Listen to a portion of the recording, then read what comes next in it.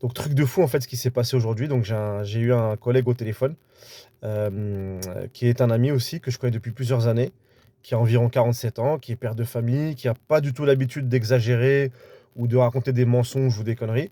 Et il lui est arrivé un truc de fou ce matin. Donc il arrive sur une course à Paris 15e pour récupérer des clients pour les emmener, au musée du Louvre.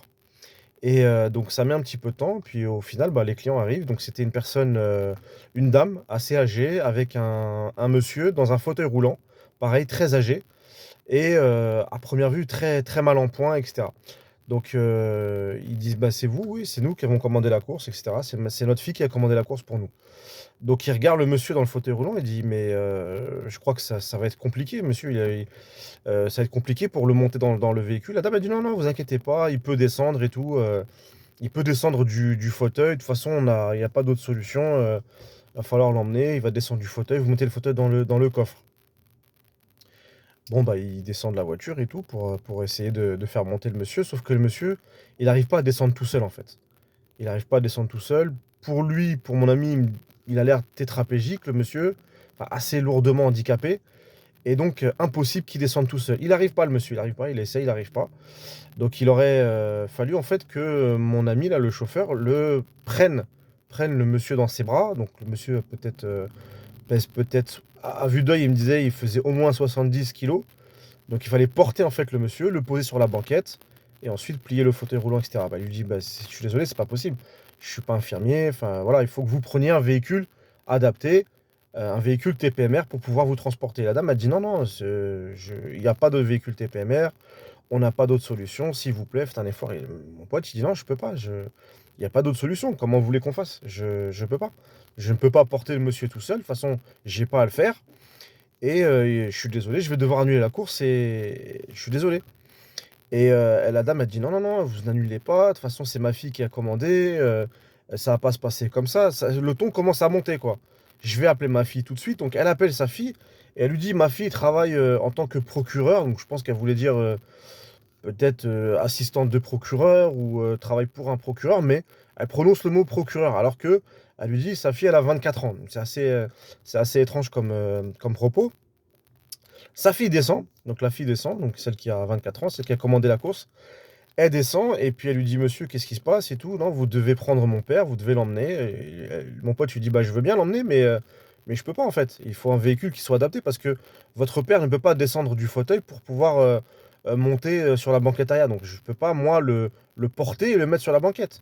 Elle lui dit: «Non, non, mais débrouillez-vous monsieur, il n'y en a pas d'autre solution, va falloir que». Et mon pote, il dit: «Je suis désolé madame, je vais devoir annuler la course et vous allez trouver une autre solution de vous-même. J'expliquerai moi de mon côté, vous expliquez ce que vous voulez de votre côté, mais moi je peux pas». Et la dame, elle fait quoi? Elle monte dans le véhicule, côté passager arrière et elle dit: «Bah non, vous annulerez pas, vous allez nulle part monsieur, je vais vous faire des problèmes. Si vous annulez, vous allez voir, ça va mal se passer».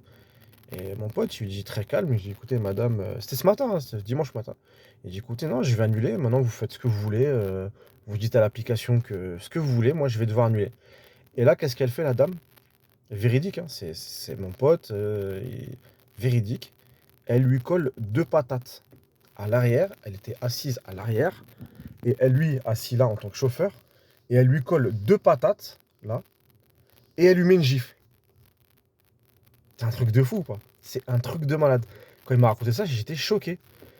J'étais choqué. Donc une petite dame de 24 ans avec ses parents, parce qu'il a refusé en fait de transporter le monsieur lourdement handicapé et il n'a pas un véhicule adapté pour le TPMR, elle lui a collé 2 coups de poing et une gifle. Donc je sais pas si vous vous rendez compte de la situation. Un père de famille de 47 ans qui se fait, frapper par une jeune fille, juste parce qu'il a refusé de transporter quelqu'un, juste parce qu'il a voulu bien faire son travail. Donc je sais pas ce que vous auriez fait.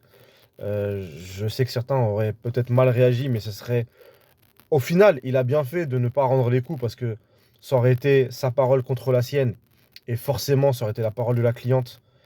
On connaît la suite. Donc déjà, je relance un peu le débat sur l'histoire de la dashcam et en plus, bah, le danger, il peut venir en fait de n'importe qui, de n'importe où. Parfois, on se dit, on veut pas faire les clients du soir parce que le soir, c'est beaucoup de gens éméchés et cetera. Là, c'était un dimanche matin, des personnes qui s'expriment bien, qui ont l'air d'avoir une situation correcte et au final, bah, elle lui décoche 2 coups de poing et une gifle. Je lui ai conseillé de porter plainte, il veut pas se prendre la tête, il veut pas se casser la tête alors qu'elle, elle aurait pas hésité une seconde à porter plainte. Donc voilà, bah, dites-moi en commentaire ce que vous en pensez et ce que vous lui conseillez de faire. Pour moi, c'est une plainte, hein, ça il y a pas d'autre solution normalement. Après, voilà. En tout cas, bon, l'application il m'a montré, hein, les emails il a envoyé un mail à l'application, l'application lui a répondu. Ils l'ont rappelé aussi pour avoir sa version des faits. Je pense que parce que quand il a appelé, en fait, il a appuyé sur un bouton de l'application, ça a transféré directement un appel au niveau du 17, police secours. Donc il a commencé à leur expliquer la situation. Elle a commencé à crier dans la voiture en même temps en disant: «Non, c'est faux, c'est lui qui m'a frappé». Elle lui a dit: «Moi, je vais porter plainte en disant que c'est vous qui m'avez frappé».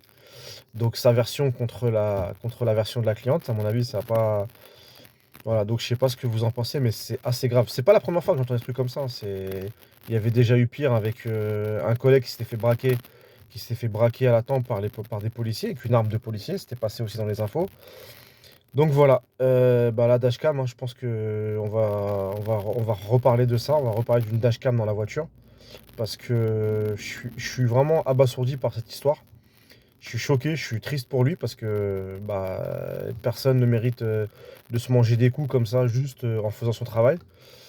Donc voilà, bah, n'hésitez pas à commenter et puis à vous abonner et dites-moi partagez aussi cette vidéo et dites-moi ce que vous en pensez.